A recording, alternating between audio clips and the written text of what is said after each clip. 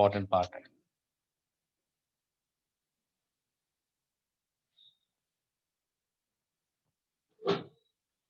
So first of all, we discuss sequence and series. Series is basically in your syllabus is what is in this year, AP and GP, right? First we will discuss AP. हम AP को revise कर रहे हैं, ठीक है? In AP, the three numbers are in AP. Let numbers are A, B, and C. ठीक है? If numbers are A, B, C are in AP.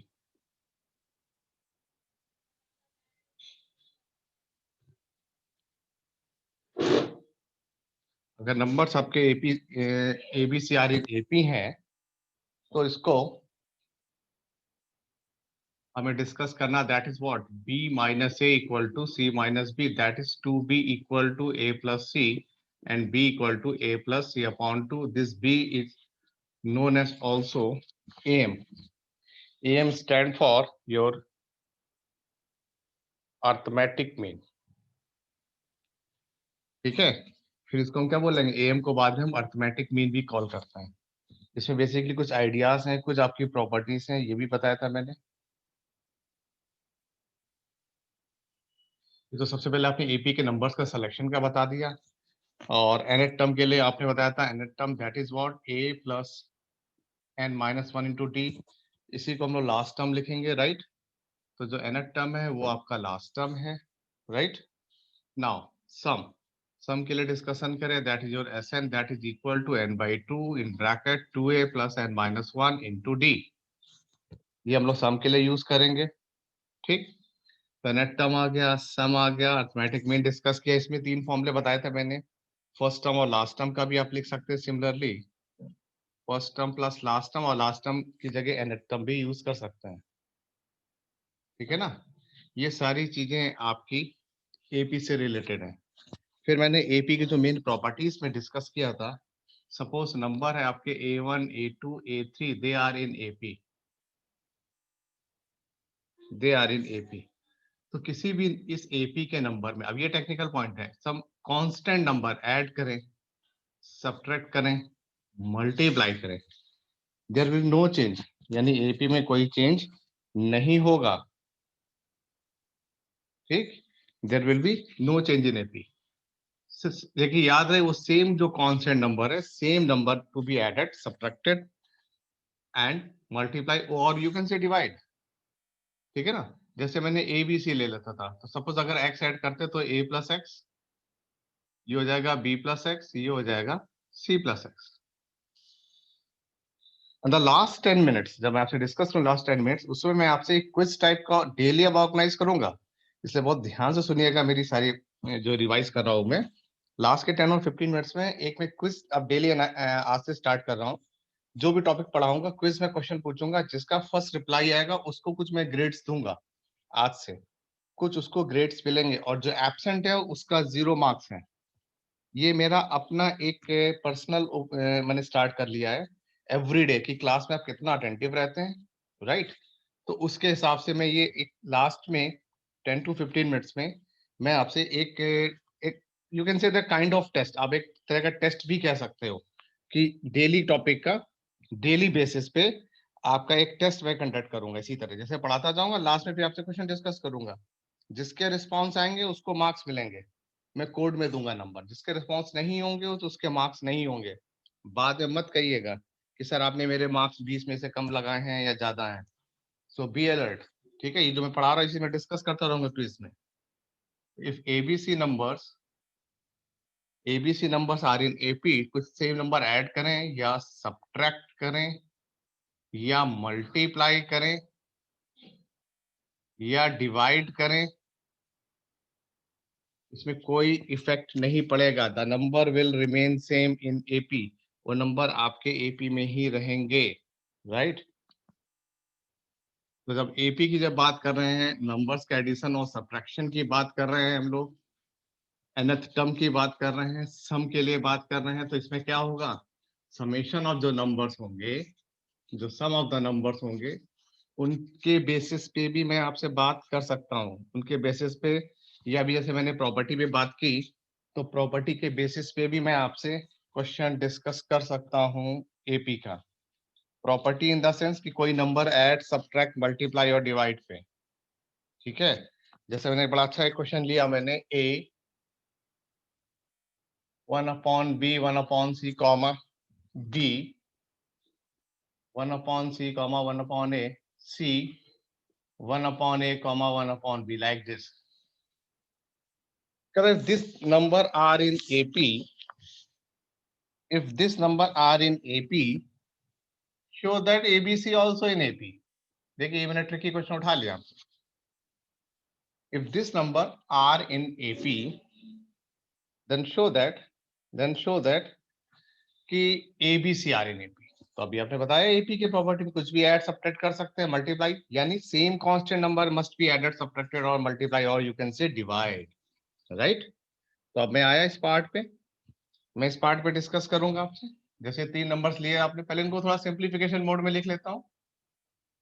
तो ये हो जाएगा b plus C upon B C, ये हो जाएगा a plus C upon A C, ये हो जाएगा a plus B upon A B. ठीक, कुछ नंबर मैंने इनको ऐसे लिख लिया मैंने। आप देखते हैं, तो इनको a को इंसर्ट भी किया, इस कॉम्प्लिकेटेड सा दिख रहा था मुझे, मैंने थोड़ा इसको और इजी कर लिया।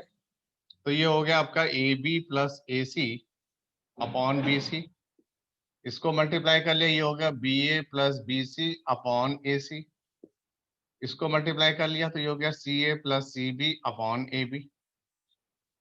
ठीक, कुछ ऐसे ऐसे मैंने ऐड कर लिया। अब क्या किया मैंने, सब में प्लस वन ऐड कर लिया। कर सकते हैं, अभी आपने बताया था same number added, no effect on AP, तो मैंने सेम नंबर 1 ऐड कर लिया। अब इसका एलसीएम लेते तो क्या आता है, A B A C B C upon B C, this is your first number. Second number क्या आएगा, B C A C upon A C, and the last number क्या आएगा, C B A B upon A B. तो common था, देखिए इसको divide कर दिया सेम नंबर से, मैंने सेम नंबर में डिवाइड कर दिया, तो बचा क्या, 1/BC 1/AC 1/AB, सब एपी में। अब मैं क्या करूंगा, अब मैं जा रहा हूं करने सबको एबीसी से मल्टीप्लाई कर देता हूं, क्योंकि सेम नंबर से आप मल्टीप्लाई भी कर सकते हैं। तो ABC upon BC, ABC upon AC, ABC upon AB.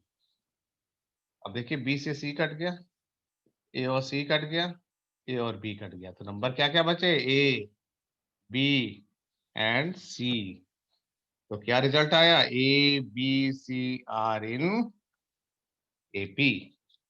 Clear, तो आपके पास रिजल्ट आ गया कि ए बी सी जो नंबर्स है, ये नंबर्स आपके एपी में है।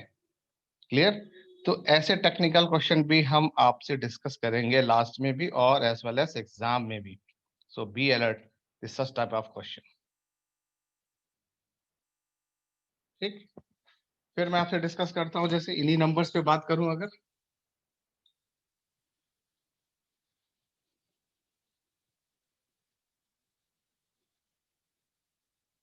ऐसे यहां तक किसी को कोई दिक्कत नहीं आ रही, हम एपी की प्रॉपर्टीज वाले क्वेश्चंस कर रहे हैं अभी। एनएचएम के क्वेश्चन आपने खूब सारे किए हैं, सम के भी खूब सारे रिवीजन मोड में किए हुए हैं, नो इशू।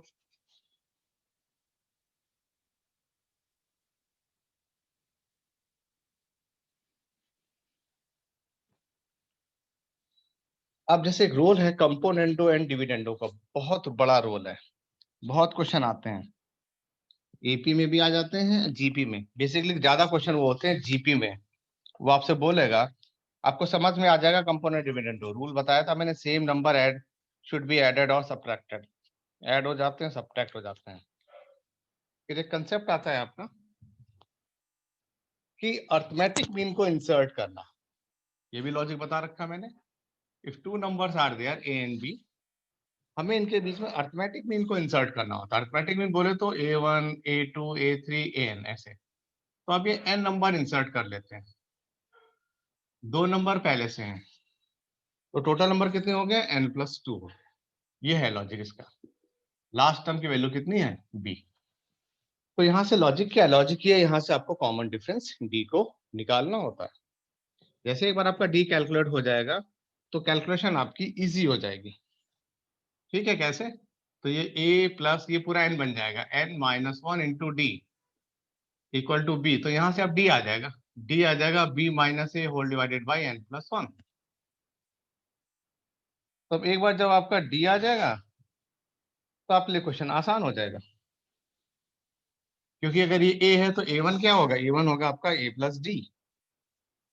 a2 क्या होगा? a प्लस टू डी, जो कि सेकेंड टर्म हो गया। a3 क्या हो गया? a प्लस थ्री डी हो गया। इस तरह से आप नंबर निकाल सकते हैं।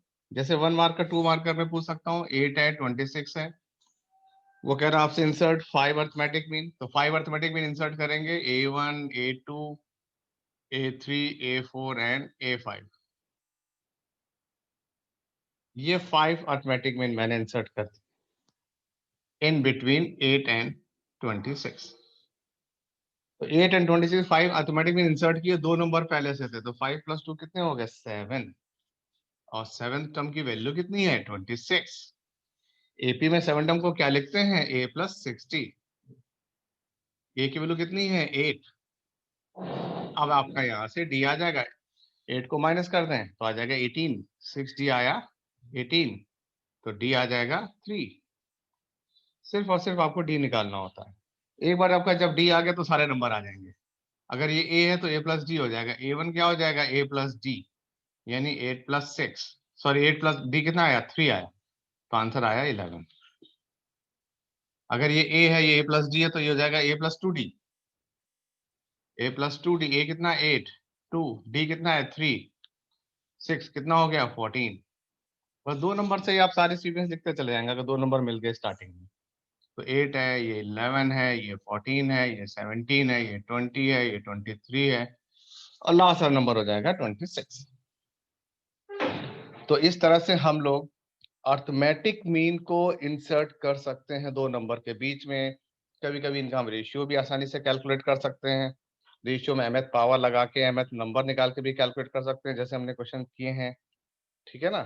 pth qth rth टर्म करके बोलता है एपी में, तो हम लेट फर्स्ट टर्म को a बोल देते हैं, कॉमन डिफरेंस को d बोल देते हैं, तो वहां से ऐड एंड सब्ट्रैक्ट करके निकाल लेते हैं क्वेश्चन।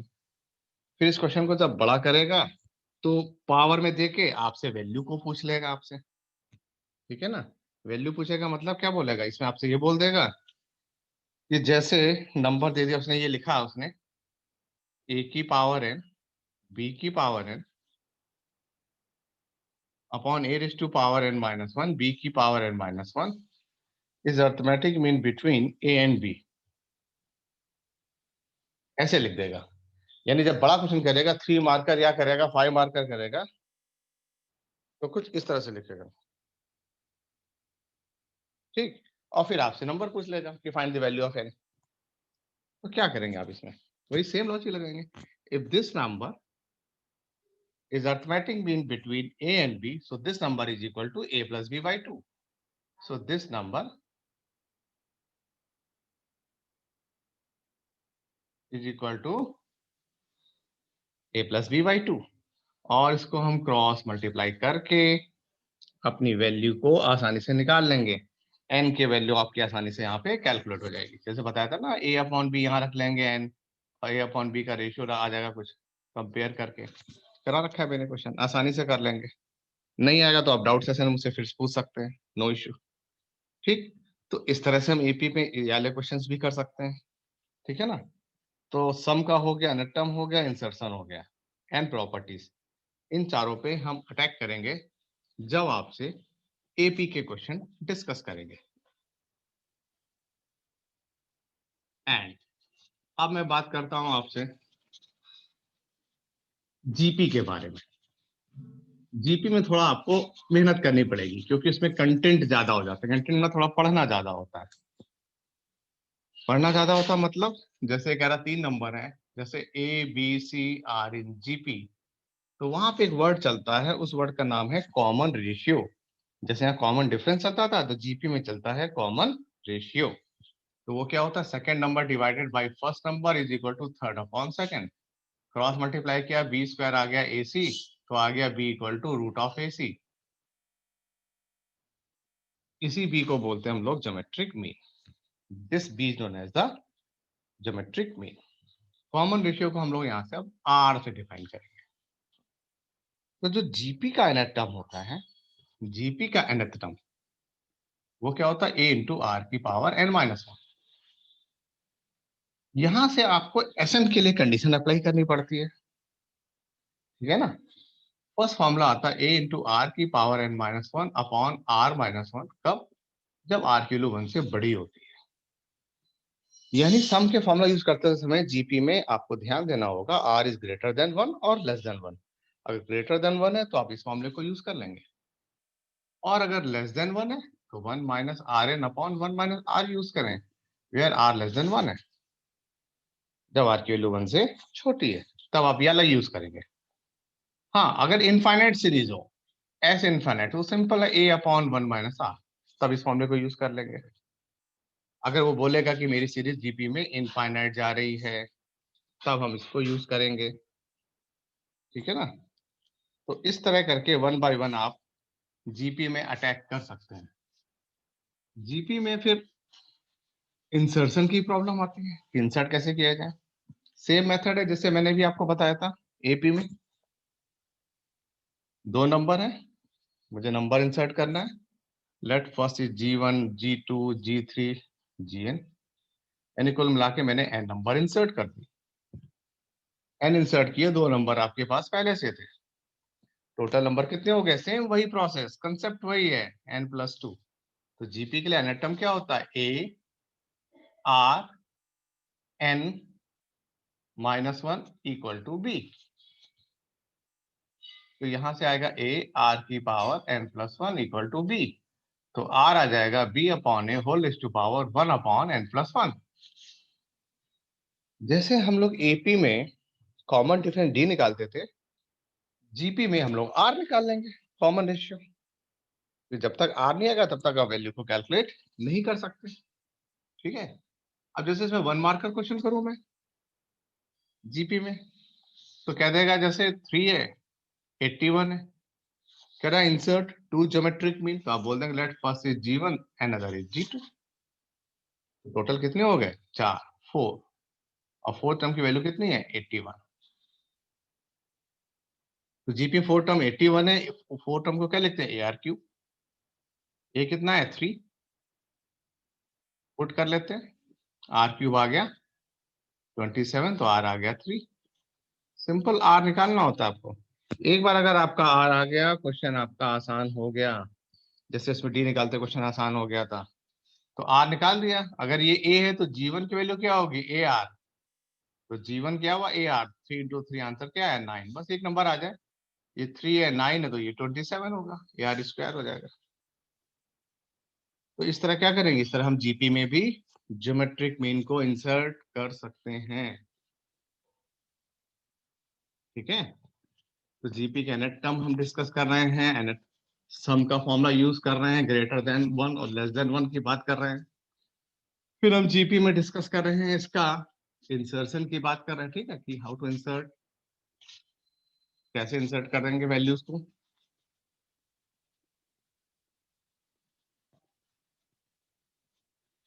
फिर 4 मार्कर 6 मार्कर में वो आपसे बड़ा क्वेश्चन कर लेगा, वही एन वाला डाल के। फिर जीपी में कुछ इंटरेस्टिंग और ट्रिकी क्वेश्चंस भी बनते हैं आपको जीपी में। जैसे नंबर रिपीट करेगा वो, जैसे कहेगा 7, 77, 777, ठीक है, ये नंबर पूछेगा आपसे। तो ठीक है, इसका सम निकालना है तो ऐसे लिख देंगे, N equal to 7 plus 77 plus 777 and so on. इस तरह से सबसे पहले आप 7 कॉमन ले लो, जरूरी नहीं यहाँ 7 हो, यहाँ कोई भी नंबर रिपीट कर सकता है। 555, 555, 888, 888 एंड सो ऑन, ठीक है। नंबर रिपीटिंग मैं उसकी बात कर रहा हूँ, जो भी रिपीट कर रहा हूँ उसको कॉमन ले लो। 111, 111 एंड सो ऑन। 9 से मल्टीप्लाई करते हैं, 9 से डिवाइड करते हैं, क्यों? जिससे 10 के नियरेस्ट नंबर मेरा बन के तैयार हो जाए। जब मेरा 10 से नियरेस्ट नंबर बन के तैयार हो जाएगा, क्या करेंगे? 9 की जगह 10-1, इसकी जगह 110² -1, इसकी जगह 10³ -1, ऐसे लिखते चले जाएंगे। और आपकी सीरीज ये डेवलप हो रही है, सीरीज बन के तैयार हो गई है। ये 10 स्क्वायर 10 क्यूब को सेपरेट कर लें ऐसे, -1 n तक क्या होगा, -n। ठीक, और ये नंबर आपके तैयार हो गया जीपी में। जीपी में तैयार हो गया, इसका सम लिख लेते हैं, a r n-1 upon r-1। 10 में से बन गया 9 माइनस, एलसीएम लेके मल्टीप्लाई कर देते हैं, 10 की पावर n-1 माइनस 9n। ये आपका आ गया सम। इस पर मैं जरूर क्वेश्चन आज पूछूंगा, जब मैं आपसे अभी क्विज में क्वेश्चन डिस्कस करूंगा, इस पे भी जरूर क्वेश्चन डिस्कस करूंगा मैं आपसे। ठीक है, तो ये जीपी के रिपीटिशन वाला क्वेश्चन था। हाँ, इसमें अगर मुझे ट्रिकी करना होगा तो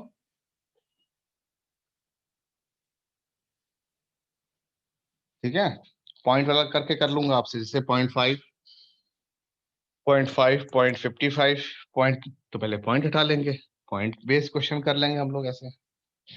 ठीक, तो इस तरह से हम लोग प्रोसेस में एक एक करके 1 बाय 1 क्वेश्चंस को लाके सिंप्लीफिकेशन मोड में जा सकते हैं। अब मैं आपसे क्विज यानी आज का रिवीजन मोड में, जो मैंने कहा था ना क्विज